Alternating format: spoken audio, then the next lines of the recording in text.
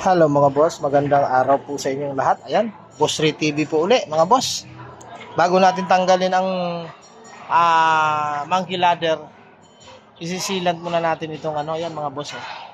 Problema kasi dito, ayan, yung na yan, isinilant ko. Ito, may awang mga boss. Ayan, yung mga gumagawa minsan ng bintana, hindi nila iniisip yan na Kasi pag natin sinilant yan mga boss, papasok yan dyan sa loob niyan. Pwede yung pumasok sa loob ng bahay yan. Kaya hindi natin iiwanan yan na walang sealant. Ayan. Pati doon sa kabila mga boss, ang laki. Kasi nga wala sa eskwela yung bintana, yung semento, yung bintana nila siyempre naka-eskwela. Kaya malaki ang awang dito sa labas. Kaya pag umulan, ayan papasok yan dyan. Hindi naman nakikita ng may hindi yan nakikita. Kaya lang siyempre, bilang tatrabaho, kailangan natin ipagmalasakit yung mga ganyang bagay mga boss. Siyempre, pag tumulo yan, sasabihin ng may-ari, Boss Ray, bakit may tagas? Iisipin mo pa, galing sa pader.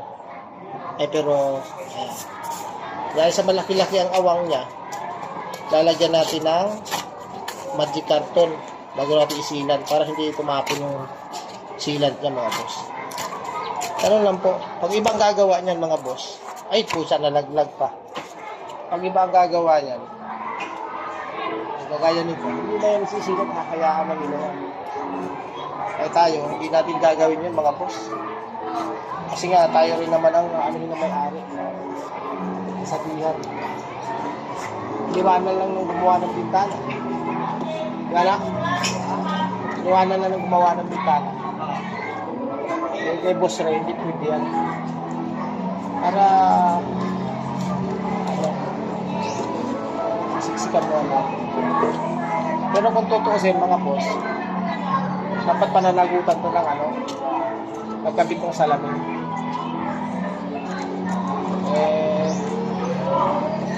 Hindi magkabit ng salamin.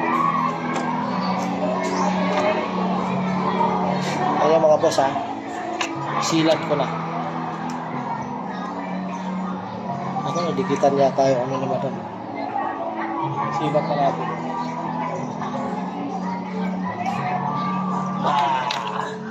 Dala natin yung gunner natin, siyempre. Ayan.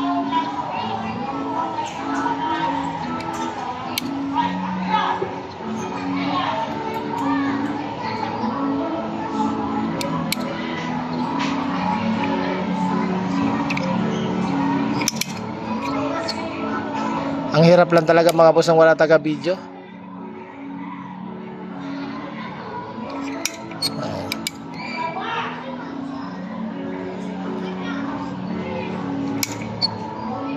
I-video mo na ikaw pa magtatrabaho.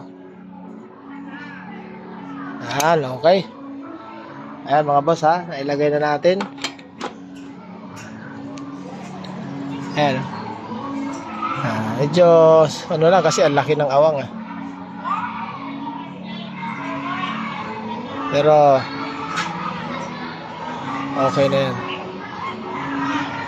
Okay.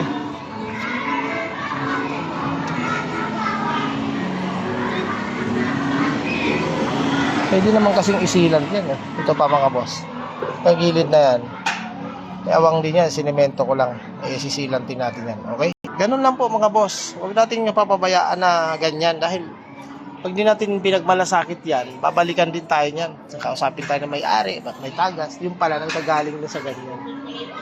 Kaya pag nakita nyo yung ginagawa nyo, mayroong diferensya. Kahit na hindi kayo ang gumawa, huwag na yung gawin nyo na lang, ayusin nyo na lang. Okay? Ingat-ingat mga boss. Ayun si Nano No! Shout out! Yan, shoutout sa mga pogi. Okay, bye.